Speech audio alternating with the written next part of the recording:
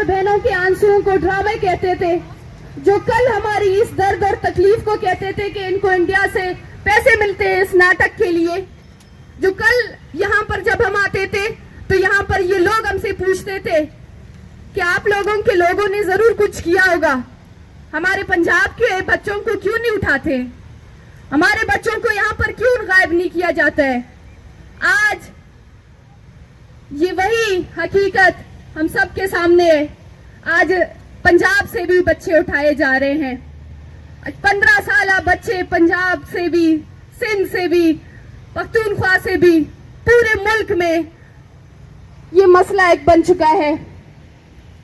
اور اس وقت شاید اس ملک میں سینکڑوں, ہزاروں, لاکھوں لوگ اس مسئلے سے واقف ہو گئے ہیں, لیکن افسوس کی بات ہے کہ جب بات بلوچ کی بات پر آ جاتی ہے تو سب لوگ منہ موڑ لیتے ہیں, سب لوگ اس کو کہیں نہ کہیں کسی طریقے سے ایک نام دیتے ہیں, ایک لیبلنگ لگاتے ہیں اس کے اوپر.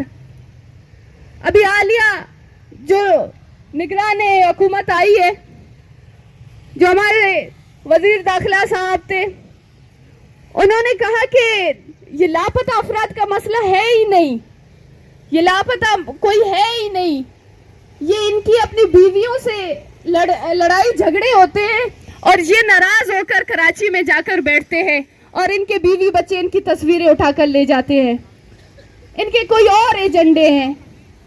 اب خدا را یہاں پر موجود لوگ, یہاں پر میڈیا کا بھی بائیکاٹ ہے, ہم سمجھ سکتے ہیں کہاں سے آرڈرز آئے ہیں, لیکن یہاں پر جو ساتھی موجود ہیں, آپ ان ماؤں اور بہنوں, ان کے ہاتھوں میں لرزتی وہ تصویروں کو دیکھیں, آپ ان کے چہروں کو دیکھیں.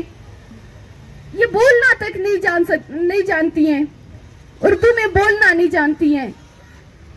70 سے 80 سال کے قریب یہاں پر مائیں بیٹھی ہوئی ہیں. کیا ایجنڈا ہو سکتا ہے ان کے ساتھ, کون سا ایجنڈا یہ لا سکتی ہیں یہاں پر, یہ کیا مانگ رہی ہیں؟ صرف اور صرف ایک چیز کہ اگر ہمارے لوگ اس ریاست کے آئین اور قانون کے مطابق مجرم بھی ہے تو آپ اپنے بنائے گئے قانون میں, آپ اپنے بنائے گئے عدالتوں میں پیش کر دیں. یہ کوئی اتنا بڑا سنگین جرم یا سنگین مطالبہ نہیں ہے, یہ کوئی ایسا بڑا مطالبہ نہیں ہے جہاں پر یہ ریاست اس کو پوری نہیں کر سکتی ہے, لیکن بجائے اس کے کہ ریاست اس پہ دریا دلی دکھاتی, ریاست نے ان ماں اور بہنوں کے ساتھ کیا کیا. ان ماں اور بہنوں کو سڑکوں پر گھسیٹ کر ان کے ساتھ جو رویہ رکھا گیا, آج یہ فرسٹ رو میں جو یہ چھوٹے بچے بیٹھے ہیں, ان بچوں کو آپ نے کیا سکھایا, آپ نے ان کو یہاں سے کیا پیغام دے کے آپ ان کو واپس بھیجیں گے؟ یہ بڑے ہو کر کیا سیکھیں گے یہاں سے؟ کہ ہم اسلام آباد گئے تھے, ہمارے ساتھ کون سا رویہ رکھا گیا؟ یہ چیزیں آپ خود نقش کر رہی ہیں ان بچوں کے ذہن میں, ان ماؤں کے ذہن میں, اور پھر جب ہماری طرف سے ایک فرسٹریشن نکلتی ہے تو وہ کہتے ہیں کہ ان کے لوگ دہشت گرد ہیں, شر پسند ہیں, شدت پسند ہیں. اگر ایک طریقے سے ایک طرف سے بار بار طاقت کا استعمال ہوگی, ایک طرف سے بار بار لاٹھیوں کا استعمال ہوگا, ایک طرف سے بار بار آپ کو گرفتار کیا جائے گا, FIRs کیے جائیں گے آپ کے اوپر, اور دوسری طرف سے آپ ہر بار ہاتھ جوڑتے ہیں, آپ ہر بار پاؤں پڑتے ہیں, آپ ہر بار واسطے دیتے ہیں, آپ ہر بار جو ہے مطالبے کرتے ہیں. ایک طریقے سے پرامن اور دوسری طریقے سے طاقت کے استعمال کا رشتہ دیر تک تو نہیں چلے گا. کہیں نہ کہیں یہ لوگ تھک جائیں گے, کہیں نہ کہیں یہ لوگ ایک دن بیٹھ کر خاموش ہو جائیں گے, یا پھر یہ اپنا فرسٹریشن کسی اور طریقے سے نکالیں گے. خدا را ان کے مسئلے کو سنیں, ان کا کوئی ایجنڈا نہیں ہے یہاں پر, یہ کسی ایجنڈے کے اوپر نہیں آئی ہیں. یہ وہی لوگ ہیں کہ یہ بڑی امید کے ساتھ یہاں پر آئی ہیں, بہت بڑی امید ساتھ لے کر یہاں آئی ہیں. ان کو مایوس نہ کریں, ان کے ہاتھ میں کچھ تو ان کو دے دیں, اور کچھ نہ صحیح, ان کے بچے نہ صحیح, کم از کم آپ ان کے بچوں کی زندگی کے بارے میں ان کو بتا دیں. ریاست تو ریاست ہوتی ہے, ریاست عظیم ہوتی ہے, ریاستوں کا دل تو بڑا ہوتا ہے.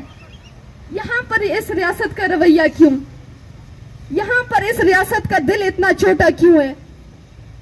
ہمارے ساتھ ذاکر مجید کی والدہ ہیں, وہ کل کہتی ہے کہ میں جب سے اسلام آباد آئی ہوں میں نے اسلام آباد دیکھا ہے, میں نے یہ سڑکیں, یہ بڑے بڑے بلڈنگز, یہ یہاں کی جو ہے آبادی, ہر چیز کو دیکھ کر ہمیں تھوڑی سی بھی اس پہ حسد نہیں ہوتی ہے, ہمیں تھوڑا سا بھی رشک نہیں آتا ہے.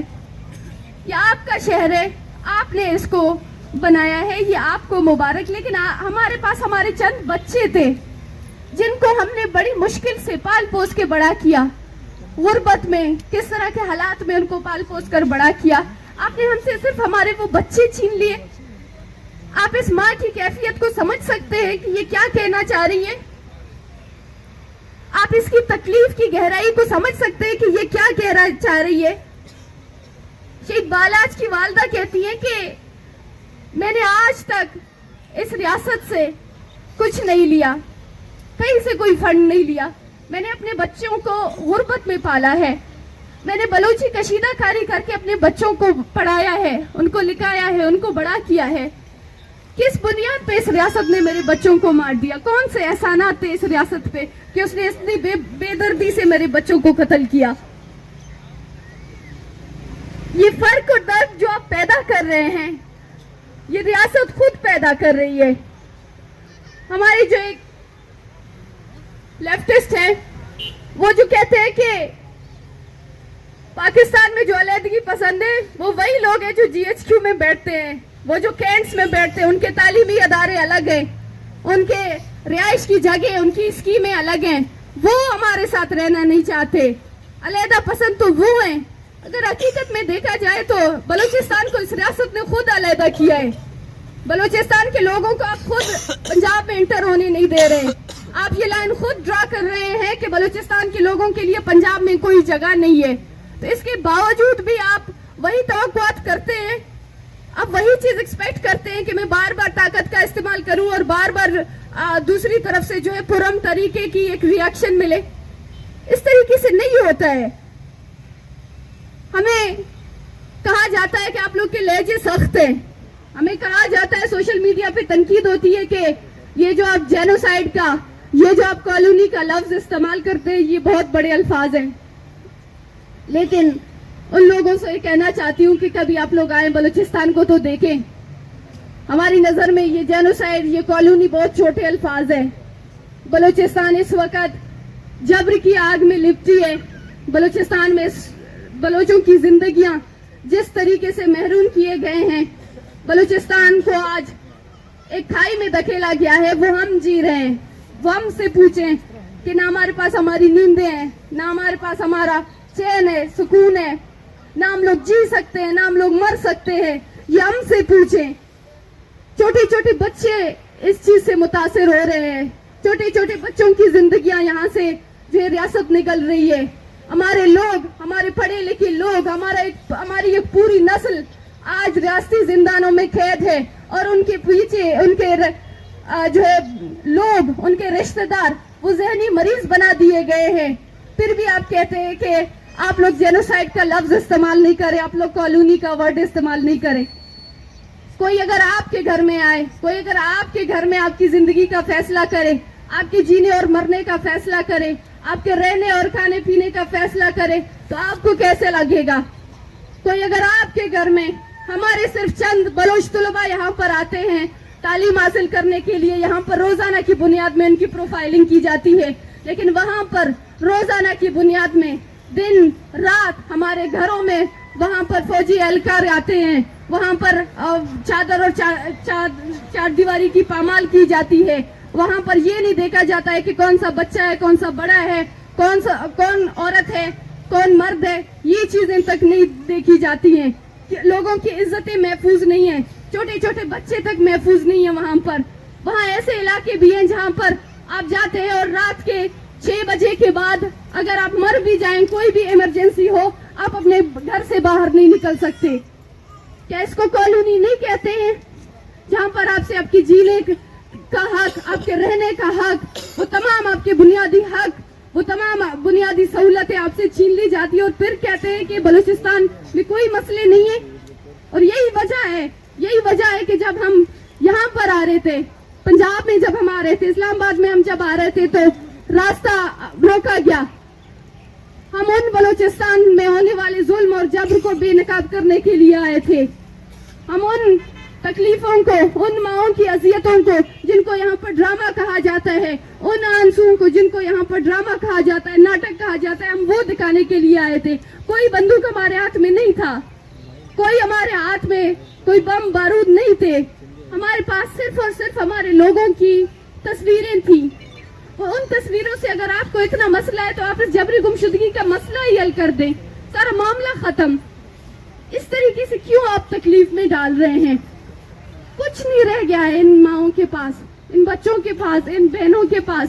एक आखिरी उम्मीद लेके एक दफा फिर यहाँ पर आए हैं, एक आखिरी उम्मीद लेके। खुदारा इनको मायूस ना करें, खुदारा इनको वापस मायूस होकर ना भेजें। एक दूसरी बात, हमारी आवाज को जो हर दफा रोकने की, खामोश करने की कोशिशें की जाती हैं। मैं अपनी बात आखिर में सिर्फ ये कहना चाहूंगी कि हमने हमेशा बोला है, आपने हमारे घर के मर्दों को गायब किया। आपको लगा कि शायद इनकी घर की औरतें अपने घरों से नहीं निकलेंगी, वो शायद आपसे सवाल नहीं करेंगी, लेकिन आज यहाँ पर जो खवातीन बैठी हैं वो ही लीड कर रही हैं, वो ही अपने मर्दों के मुकदमात लेकर इस्लामाबाद आई हैं। इस बात से आपको अंदाजा हो गया होगा कि आप गलत थे, लिहाजा अभी इस गलती को सुधारें।